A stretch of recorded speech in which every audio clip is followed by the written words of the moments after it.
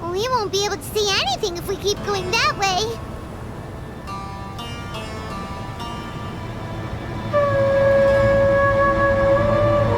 Hey, look! Something's over there!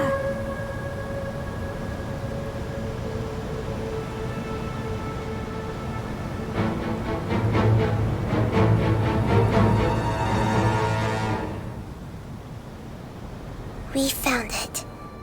Apep, the Dendro dragon. Paimon knew it would be big, but not that big! Puny god, puny human, leave my domain.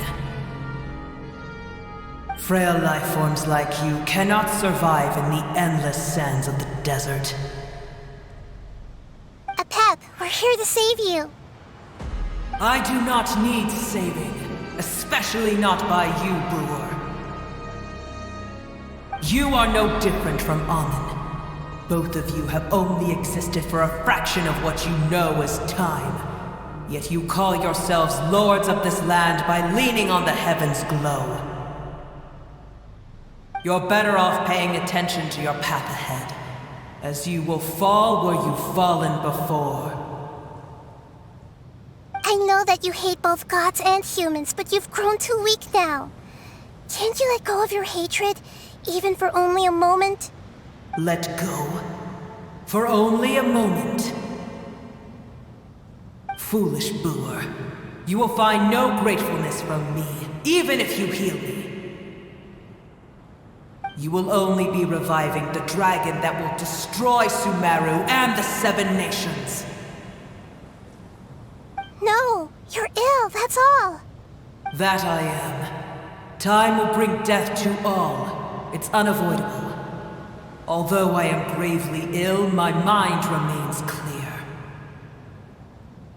I am different from the ancient dragons that came to terms with you. There's no need for this.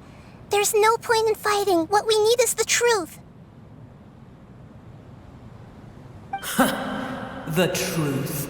The shackles that the God of Wisdom cannot escape from. I have paid dearly for the truth, and you shall do the same soon enough. Hey, don't leave! Careful, something's coming. Ah! What is that? Paimon's never seen that before! It's our family. Huh? They're your family too? But they don't look anything like fungi. External form not important. Inner nature say. The composition of their elemental power is identical to ours. In other words, they're residents of our homeland. Is this what they've become after experiencing the apocalypse? This is also a form of adaptation, although a most gruesome and pitiful one. Many of our family members never made it out of the Dendro dragon. They've gradually taken this form in order to survive the apocalypse. Is there any way to avoid fighting them? Hey! Can you guys talk? We're here to rescue you!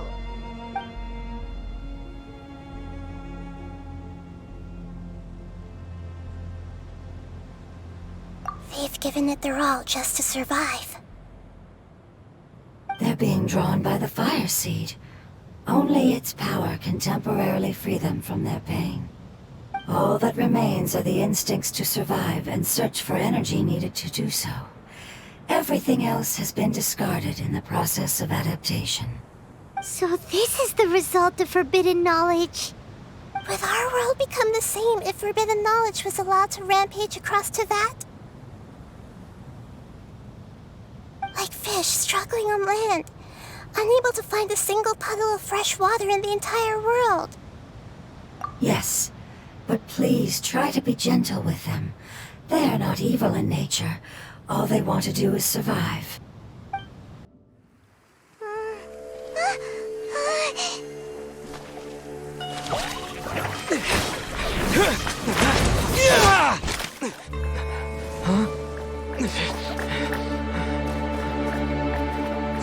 The fire seed shattered, and Nahida's, she's...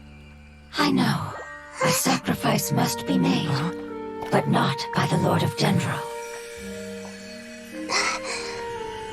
We've all grown on this long journey. If the purpose of that growth was to return home, then our wishes have come true.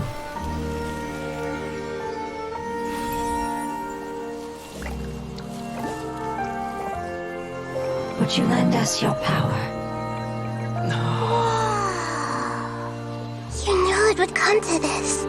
All the knowledge, language, and emotions that you have learned will be reverted into pure elemental energy. In your new homeland, nothing of who you were will remain. You won't be remembered by anyone. Is that truly the return you've always dreamed of? Lord of Dendro, don't be sad. This is not your home. We go home. Lord of Dendro should also go home.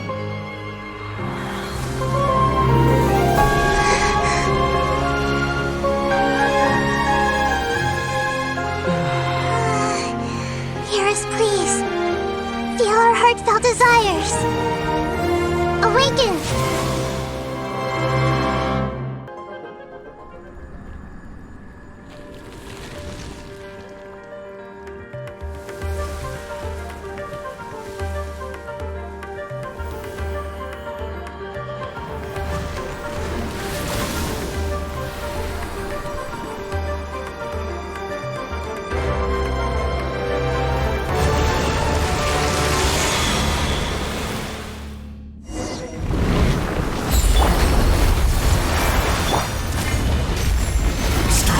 Wonderful word.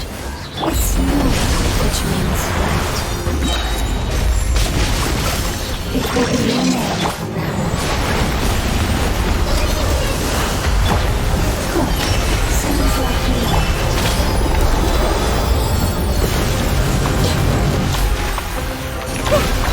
Yeah, let's play turn a little. No touching. Stabilize! Order guide you!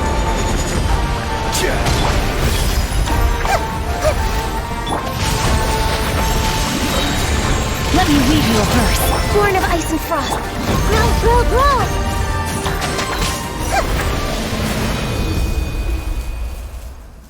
Hey! Can you hear Paimon? Say something! You fungi said that your form didn't matter, right? Then let us know that you're alright. Their knowledge, memories, and emotions have been reverted to elemental power and released. They are no longer able to respond to you. The guardians that have accompanied me for countless eras have also transformed into my elemental power, just as they did. They will be born once again now that they're one. There's nothing to be sad about.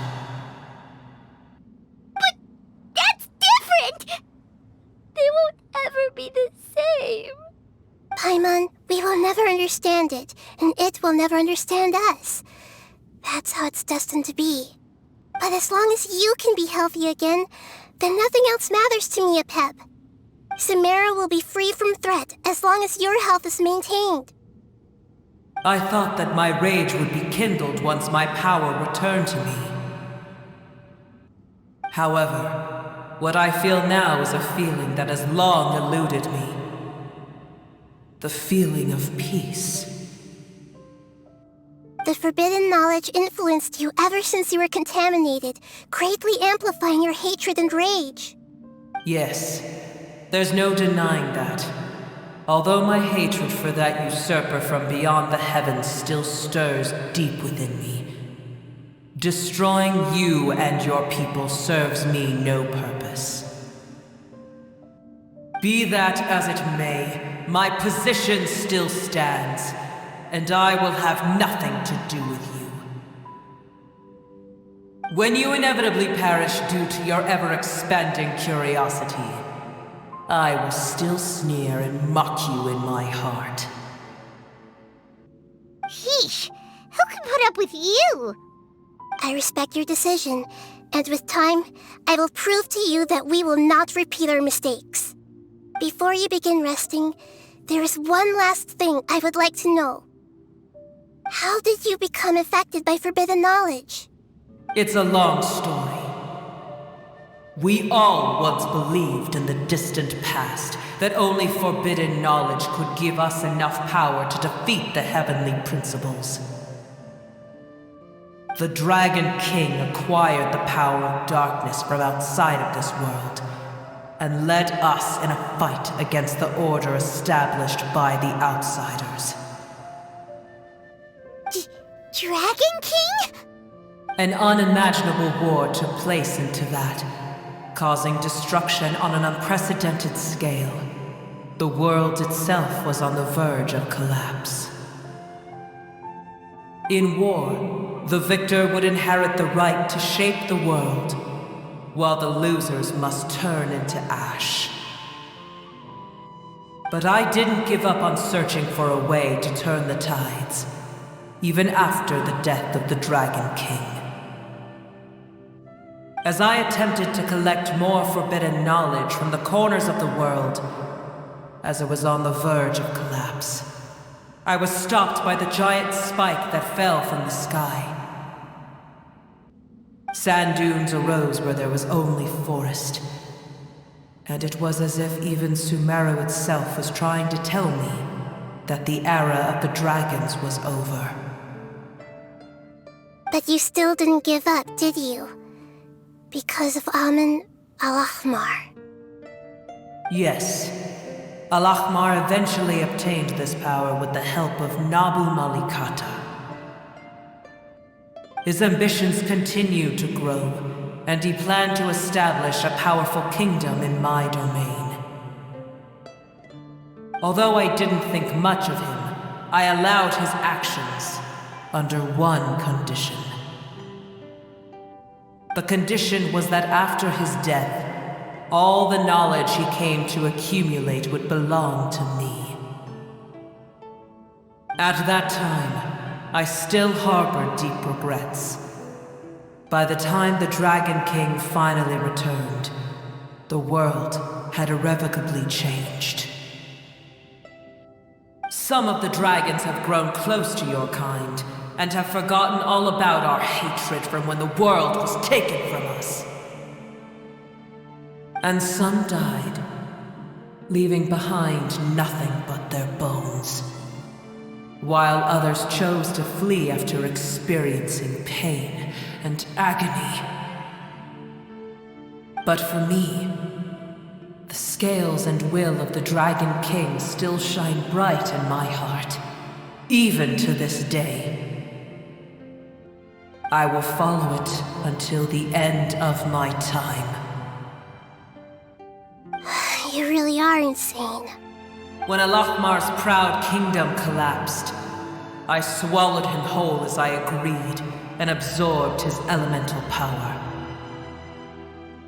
However, what I gained was no benefit. No. I gained the apocalypse. I used up all my strength just trying to keep the pain under control. I had no energy to analyze the knowledge he had accumulated. But even then, I still believed that his insanity was far greater than that of my own. So that's how the apocalypse started. I admit that I fell for his trap. I was like a final failsafe in his plan. Tiny Booer, and the rest of you, continue forward. I shall keep a watchful eye. How far will a life so dear and precious to the heavenly principles be able to go? I wonder.